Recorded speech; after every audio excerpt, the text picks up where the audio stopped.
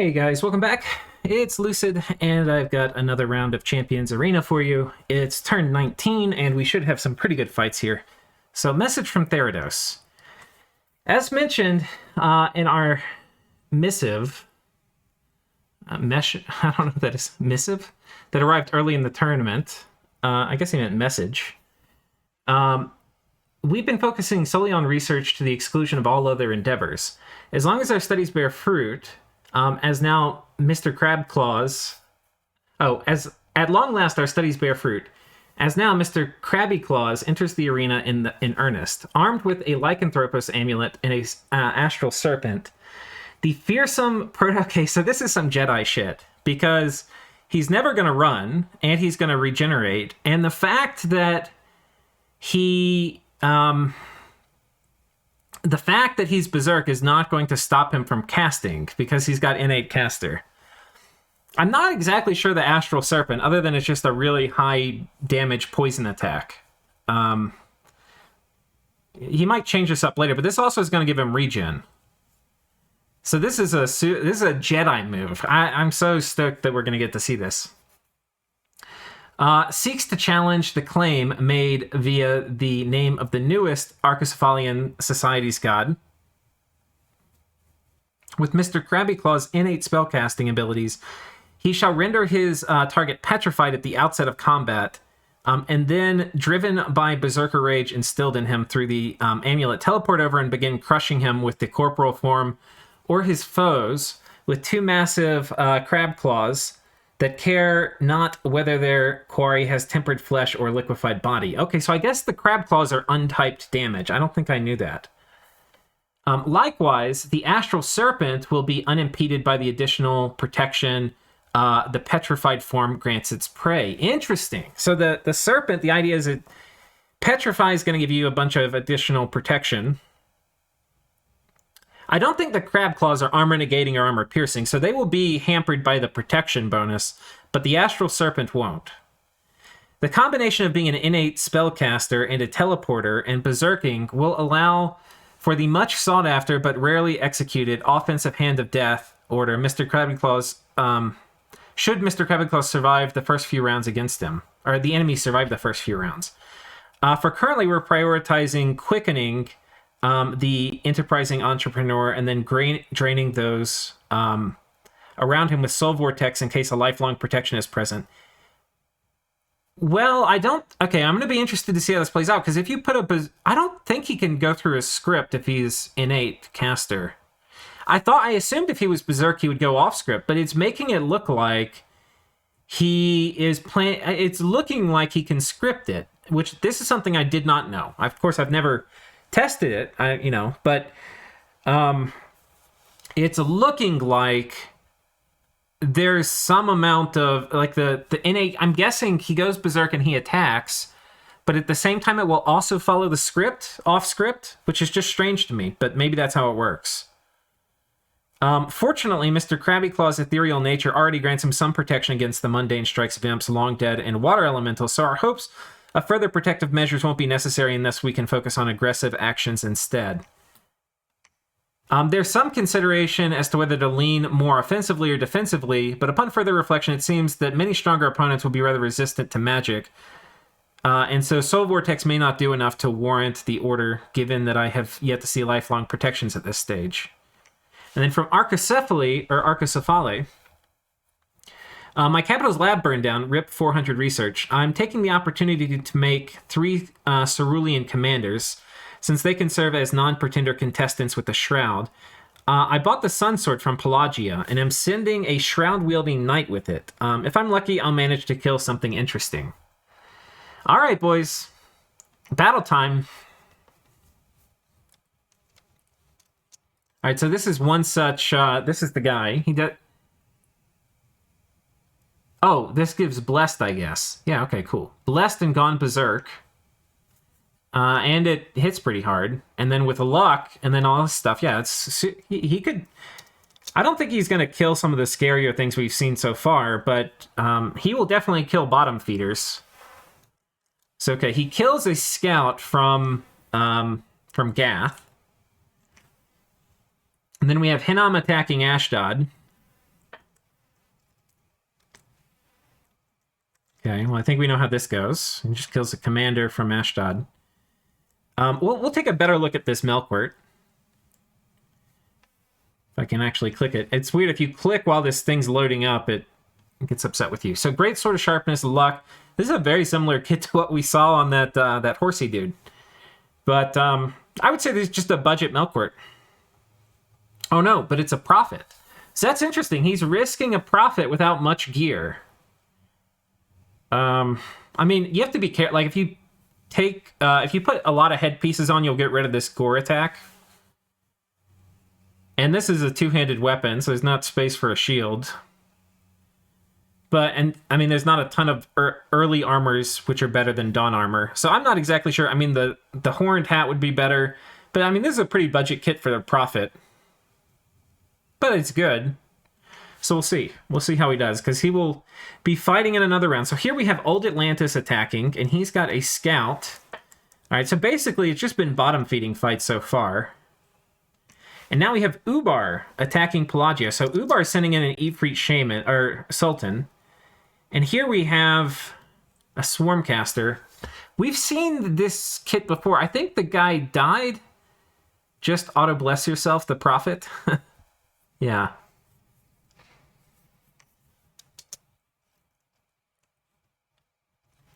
Now, the Swarm is not going to work against this guy, because he's got Fire Shield.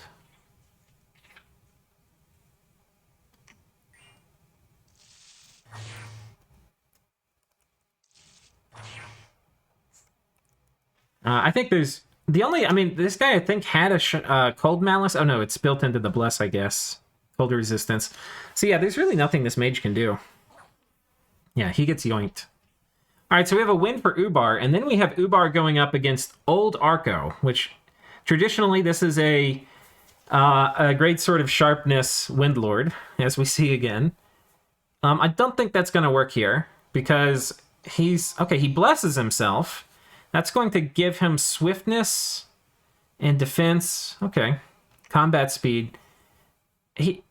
But he's not going to be able to hit this guy. I don't think he has Spirit Sight.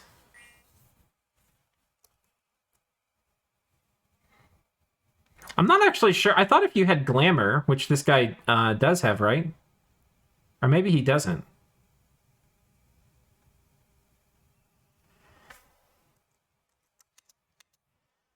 Well, we'll probably get to see him in another one. Did he run? Oh, no. I thought he ran for a second. I was like, damn, that is some unlucky stuff. Okay. I don't think anybody's surprised by that outcome. Okay, then we have Niflheim versus Hinnom. So this has potential to... Okay, this is going to be a good one.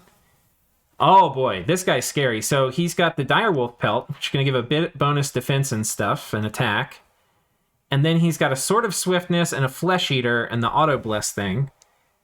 His Bless, by the way, Unholy Weapons, and then Attack Skill, and then Regen. If he gets Quicken Self off, this is going to be a very bad day for the Melkwort, because all these Unholy Weapon procs, he's going to get 5 per cycle. I think I mean, y'all tell me who you think's going to win. I think the Wolf wins. I mean, this guy's got twice the hit points, which matters a lot. Did he get Liquid Body? He didn't. And he's already hit him with a Smite. 87, 38. I mean, he could almost one-hit kill him, though. He could kill him in one round, basically. He gets both hits. But he has pretty high defense. What's happening here? We're getting... He missed... He hit him with the Sword of Swiftness. Oh, wait, no, the Jotun Werewolf missed. Where's the Melkwort swinging?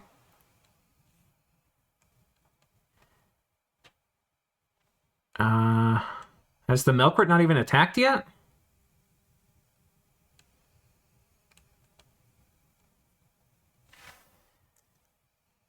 I don't see any part where it starts with Melkwort, except up here. So I guess the Melkwort hasn't even attacked. Maybe he's trying to cast something. Oh, it looks like he's trying to cast Earthmight. Well, he's down to half health, and he's got some afflictions. He's got a chest wound and never healing wound. Oh my god. With that Earthmite, he just deleted him. Okay, I thought that... I mean, I am a little shocked. I was pretty sure Niflheim was going to win. Does he have Fortitude in his Bless or something? Because he hardly took any damage. He does. Okay, so that's what I didn't factor in. This Fortitude Bless saved his ass. Because it's effectively, for somebody trying to just punch him to death, it's 200 hit points to chew through. And it effectively doubles your regen. Okay, so that's what I missed. That was the missing thing in that whole equation, and that's why the werewolf didn't kill him really fast. So that's pretty interesting. All right, chalk one up for Niflheim. Oh boy, Krabby Claws. All right, get out your goddamn popcorn, guys. This is what I'm most excited to see this round. So, take one, the Titan of Crossroads. So he's got just some very basic gear and a gym, but he's got or she has quite the entourage too. Oh my god, Petrify. Turn 1. Okay, now let's take a look at these Krabby Claws. Oh, they are armor piercing. Ooh. Untyped armor piercing. Those are pretty good. It's got a pretty big amount of HP. Look at these paths. This is the first time we're seeing these paths. Death 5, Earth 6, Water 4, Air 3, Fire 3. I wonder what he's all thinking. This gives him a ton of options for stuff to do. Regen 10%.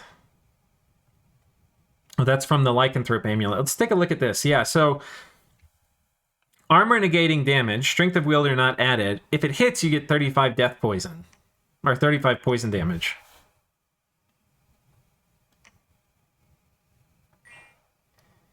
So he did script Quicken Self. He does not have much attack or defense, though. So he's not very likely to hit with any of these, terribly. And he has been hit by Decay, so he's doing Mirror Image. I don't know how that's going to interact with Decay.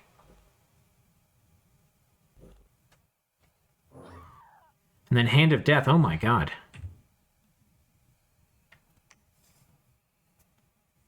Well, that's spicy as hell. So it appears, guys, that if you are Berserk, he will run and attack, but he will also execute your script, which is something I did not know. So that is super interesting. All right, Therados with Galaxy Brain shit. They haven't sent anything cool to the arena until now. And then we get to see that. Kills one of the Titans of the Crossroads. We don't even... the Titan of the Crossroads didn't get to do anything. Got petrified turn 1. Maybe it was trying to cast Swarm or something. All right, we've got an interesting battle here. So this is the Sunsword carrying dude. He's already won one fight by killing a Fancy Pants commander. And he's going to have to fight this Hunter's Knight. I think he wins, right? But they both have luck. Okay, he dodges. Was repelled. Oh, the Hoof and the Hunter's Knife are both getting repelled. Yeah, he's got really high attack. So these are going to have a very good chance to repel.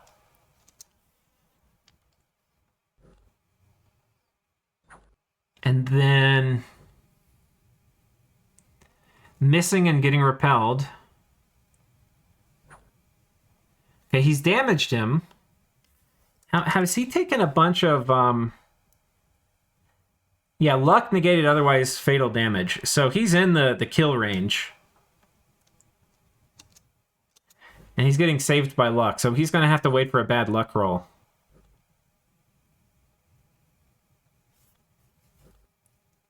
But yeah, the Centaur's just completely getting repelled if you look. Target was killed. Okay, yeah, failed to... Did not win the luck roll there. All right, so that's, I mean, already I would say this has probably paid for itself from Arcocephali. They've got 2 wins now with the Sunsword carrying dude. And next up, they're against Therados. Which I don't think there's anything... I think the trick to this is Pokemon items, and I don't think there's going to be anything that's going to mess with that.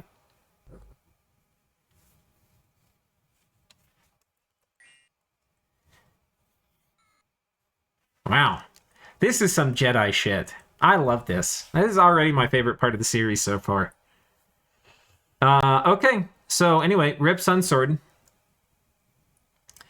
Next up we have a fight here.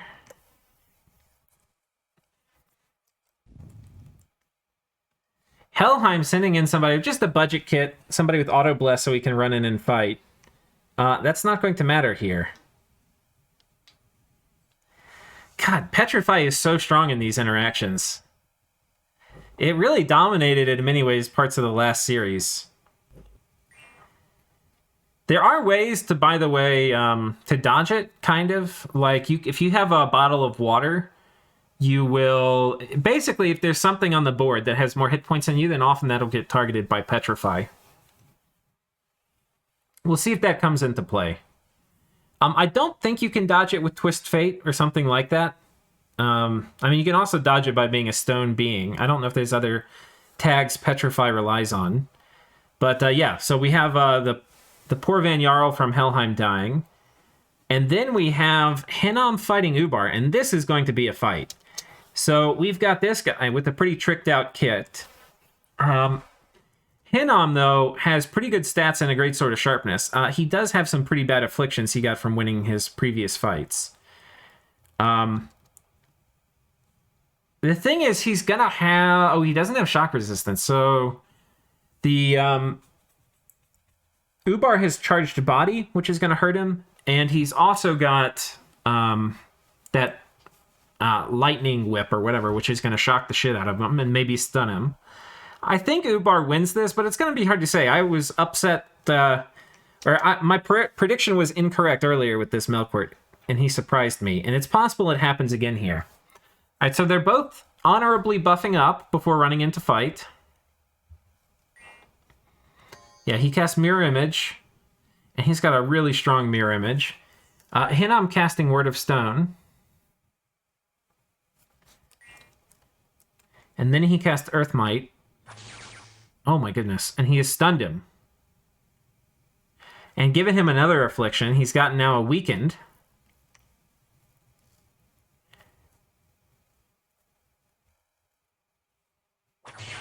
And then he hits again. The Melkort is awake now and strikes back but misses. It's very likely these are getting... Invisibility reduces... Okay, no, what I'm not seeing so far... It's negating the gore damage. I'm not seeing so far the mirror image even getting called upon.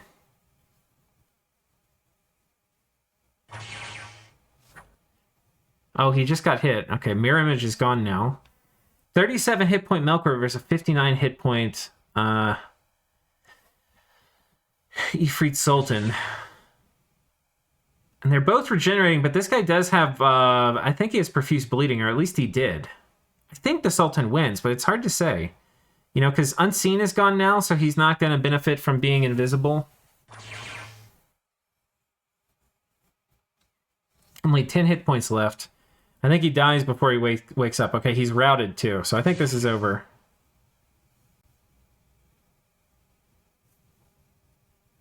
This Thunder Whip's pretty clever, though, because it's going to help to deal with things like Swarm and stuff, too.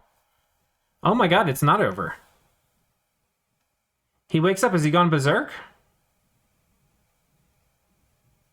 How did... It said the armies of Hinnom are routing. And then he wakes up and he says, fuck no. I'm fighting. Okay, well. He died with honor. No afflictions on the Shaitan. Or the Sultan. Alright. There we go. Chalk one up for the Sultan. Next up, we have Tirnanog coming in. Oh, God. Poor Tirnanog. He doesn't get any of the bottom feeding he was probably hoping for. Oh, my God. And this monster. This fucking monster.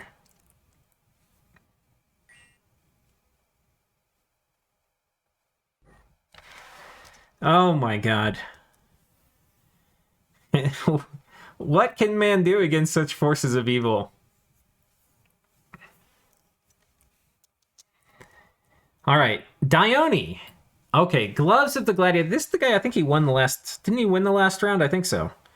But he's got Key Boots, which is going to give him an additional attack. So when you add it all up, these are, 4, 8, and then 2 more. So he's 10 attacks per cycle, and I believe he will quicken himself with Blessing. And so now that's 20 attacks a round.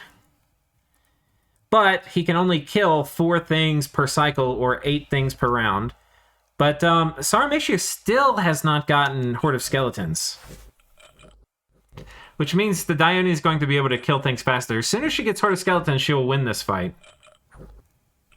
Does he put gear on her? No. But I think she loses this, unless she somehow tires him out. I don't know what she's done. It's possible she wins. I'd say it's very unlikely, though. But she's fatiguing his ass out.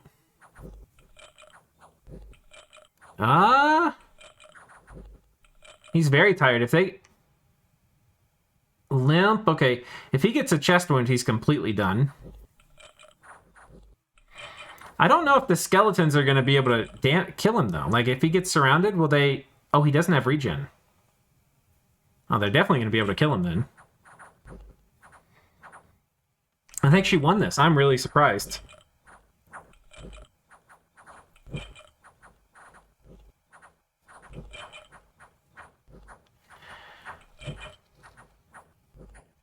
I think he might get a penalty to his attack roll, too, with this much fatigue. I can't remember if it's only defense or if it's attack, too. I don't know if he's hitting every time. Oh my god, he's got 27 hit points left. I mean, they're both fatigued out. And he is not... God, I mean, he's killing him literally just as fast as she's making him. Oh my goodness, and he walks forward. Oh, and he's going to walk again? I think it's over. He wins. Wow. I thought he would win, but then once he got fatigued out, I was thinking, okay, he's going to lose. But then he just had a miraculous kind of comeback. Well, that's pretty amazing. Oh, he's got death weapons. I don't think I realized that. Death weapons as part of his bless with all these attacks is pretty badass. Okay, that's cool as shit. Unfortunately, though, he doesn't have regen. So he's going to be starting off in a very bad way for his fights. Oh my goodness. Turn 1 Petrify. What is this guy going to do? He doesn't have any poison resistance. He does have a lot of defense, but I think that's negated by the Petrify. Yep. So he hits him, and he's got death poison on him.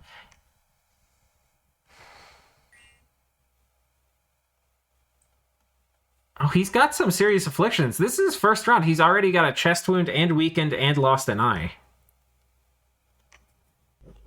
And that's despite having regen and some other things. He hasn't even been cursed yet. That's a lot of afflictions.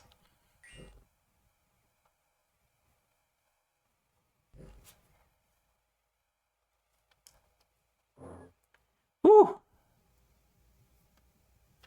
Brutal.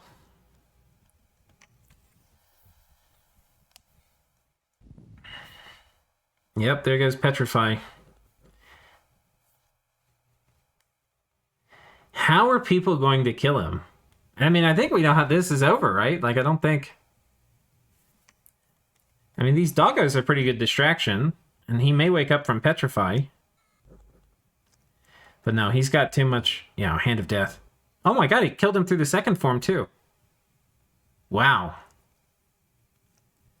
What a goddamn badass. All right. Everybody, put one up for Therados. This is some cool-ass shit. This is some really cool stuff. What did he win? He got a flambeau. Interesting. What's interesting, too, about how things get awarded is you can get things for based on your limbs, not on your item slots. So, in this case, he has arms. So he can get arm rewards, like a flambeau, even though he doesn't have arm item slots. So that's kind of interesting. I guess it put it in his inventory, I'm not sure. But, sweet baby Jesus. That was some cool stuff. So how many points did Therados win? They got 1, 2, 3, 4, 5 battles, 6 battles. So they won 6 battles, and they sent somebody, and they got the final thing. So that's 8 points they got for this round. That's pretty cool. How would you kill this? I think you need a distraction, dude. Which, it's I think it has to be a water elemental. So that's a construction 6 item. I think you need a bottle of water. The other thing is you could try to make it so that you will just endure him. But that's really hard, like, because he can Hand of Death you, too. But, like, let's say you're the Kraken. If you're the Kraken, and you have a ton of HP regen, and you have poison resistance,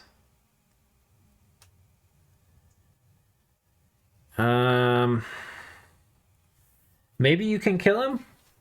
He does have Fire Shock. Oh, he's got these maybe just for the resistances, because he's got some built-in fire resistance. So I was thinking, like, maybe Fire Shield would be kind of good, you know? As he punches you with the Crab Claws, he gets a little bit kind of crushed himself. I think you basically need to be, like, a Pretender level amount of HP, where you can just, like, survive a few rounds of Hand of Death or something. Wake up from the Petrify and plan on killing him. The imps, lifelong protections could be pretty good too.